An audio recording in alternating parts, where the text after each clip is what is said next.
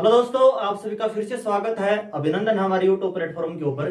आज अपन राजस्थान की जो बावड़ियां हैं, जहां से बार बार परीक्षा में प्रश्न आता है, बावड़ी है, छतरी है, ये दिखने में टॉपिक छोटे से जरूर है, लेकिन परीक्षा में आप खुद भी देखते होंगे एक न एक प्रश्न वो आए रहता है। तो आज अपन राजस्थान की जो बावड़ियां उनके बारे में पढ़ेंगे। वो बावड़ी किसने बनवाई, ठीक है, उस बावड़ी की विशेषता क्या है, उस बावड़ी की लोकेशन क्या है। तो आज अपने बावड़ी के बारे में अध्ययन करेंगे। बिल्कुल 5-7 मिनट का वीडियो होगा, वीडियो को लास्ट तक जरूर देखें, थोड़ा धैर्य रखें, सब कुछ समझ में आने वाला है। राजस्थान की बावड़ी, सबसे पहले तो बावड़ी जो है वो पेयजल का स्रोत है, ठीक है। ये जो पेयजल का स्रोत है, ये जो सेठ साहूकार होते थे उनके द्वारा पहले निर्मित करवाया जाता था। तो बावड़ी है क्या? पेयजल का स्रोत है, पेयजल का स्रोत। वैसे अपने इसे सीढ़ीदार कुआं भी बोल सकते हैं, यानी कुएं टाइप ही होती है लेकिन सीढ़ीदार होती है। सीढ़ीदार कुआं, सीढ़ीदार कुआं, इसलिए इसको इंग्लिश में बोलते हैं स्टेप वेल, स्टेप वेल।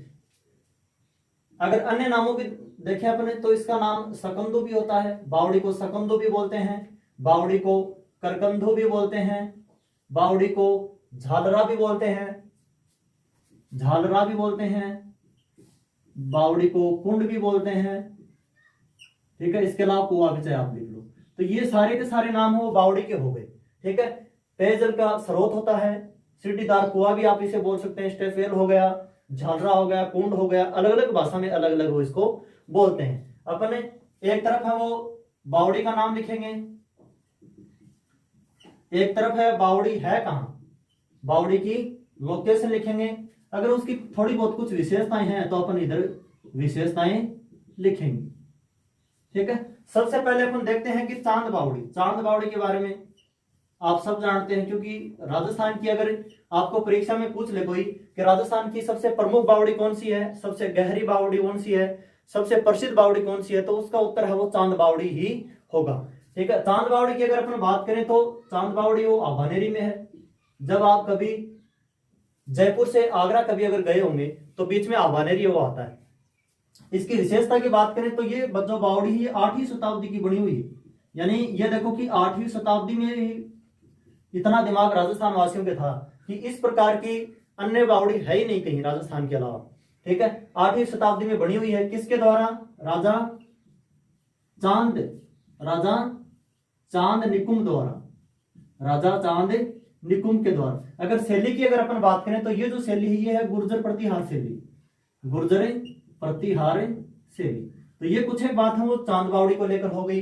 है कहां? आभानेरी में है। आभानेरी कहां पे है? दौसा में है। किसके द्वारा निर्मित है? चांद निकुम के द्वारा निर्मित है, ठीक है। गुर्जर प्रतिहार शैली की ये बावड़ी है। उसके अलावा अगर अपन बात करें तो अगली जो बावड़ी है वो है भांडारेज की बावड़ी, भांडारेज की बावड़ी। भांडारेज की जो बावड़ी है वो बिल्कुल आप सही समझ रहे हैं, वो भांडारेज में ही है। और भांडारेज कहां है? दौसा में है, ठीक है। अगर इसकी मंजिल की बात करें तो 5 मंजिला है। कितनी मंजिला है?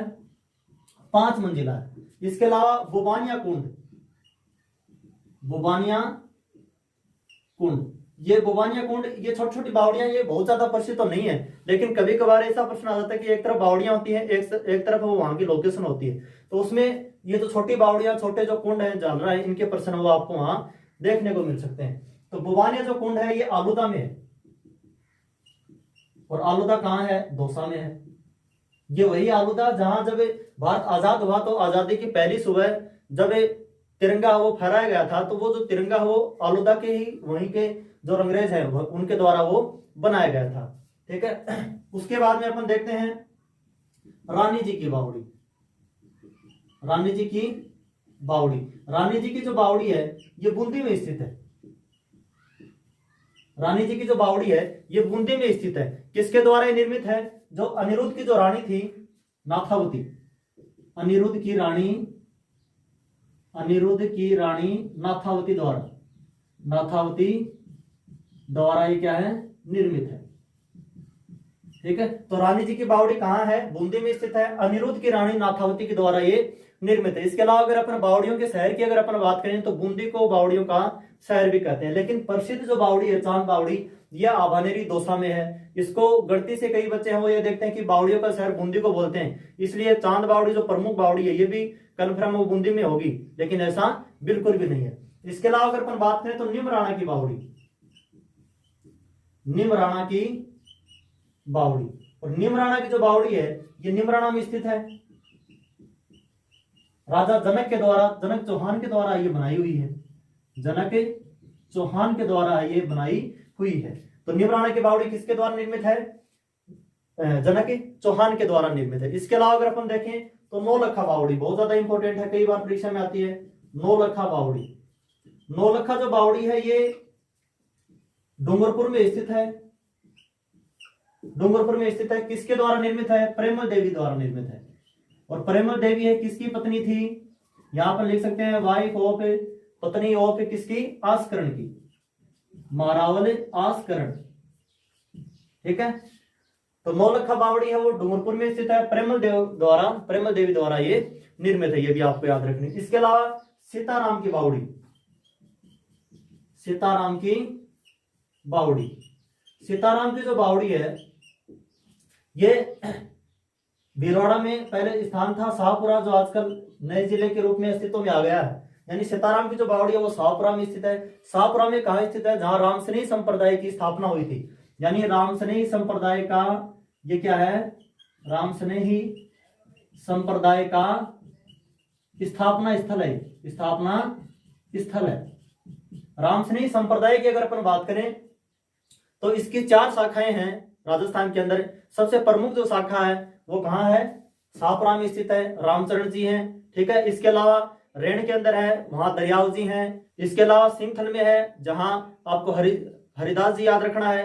इसके अलावा खेड़प्पा, जहां आपको रामदास जी याद रखना है। यानी 4 शाखाएं राजस्थान में रामसनेही संप्रदाय की हैं। ठीक है, प्रमुख शाखा वो कहाँ है? शाहपुरा में स्थित है। ठीक है, जहां ये जो पूजा स्थल इनका जो होता है उसे रामद्वारा बोलते हैं, ये आपको याद रखना है। रामसनेही संप्रदाय से लेकर कई बार प्रश्न परीक्षा में आता रहता है। इसके अलावा अगर अपन बात करें तो चेतन दास की बावड़ी, चेतन दास की बावड़ी, चेतन दास की बावड़ी, और एक और लिख लो, चेतन दास की बावड़ी है ये लोहागर जी में है, लोहागर जी में। ठीक है, लोहागर कहाँ फिलहाल है? पहले झुंझुनू में था, अब कहाँ है? नीम का थाना में, नीम का थाना में। इसके अलावा अगर अपन बात करें तो मेड़तनी की बावड़ी, मेड़तनी की बावड़ी, और मेड़तनी की जो बावड़ी है वो झुंझुनू में स्थित है, झुंझुनू में स्थित है।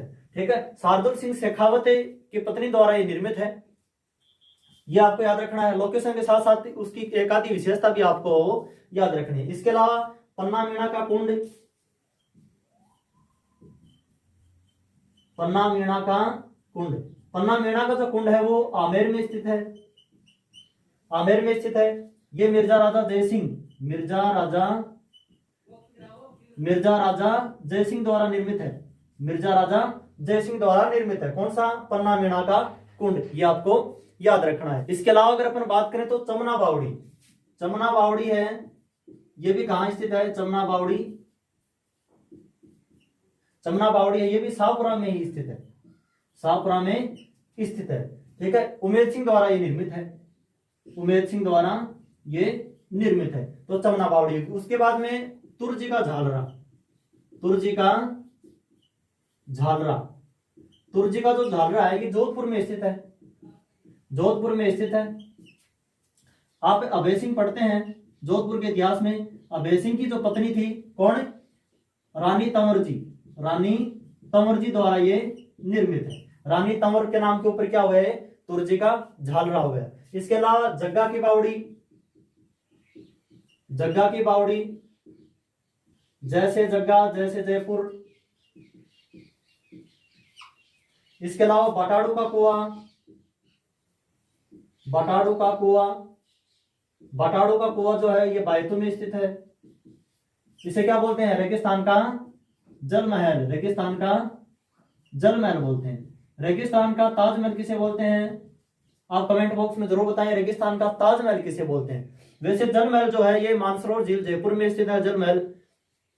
तो ये कुछ एक है वो राजस्थान के प्रमुख है वो बावड़ी, कुएं, झालरे, ये सब है वो हो गए हैं। आज के वीडियो में हमने राजस्थान की जो प्रमुख बावड़ियां हैं, जैसे ज्यादातर परीक्षा में प्रश्न होता है तो चांद बावड़ी से प्रश्न आता है, या फिर नौलखा बावड़ी से आता है।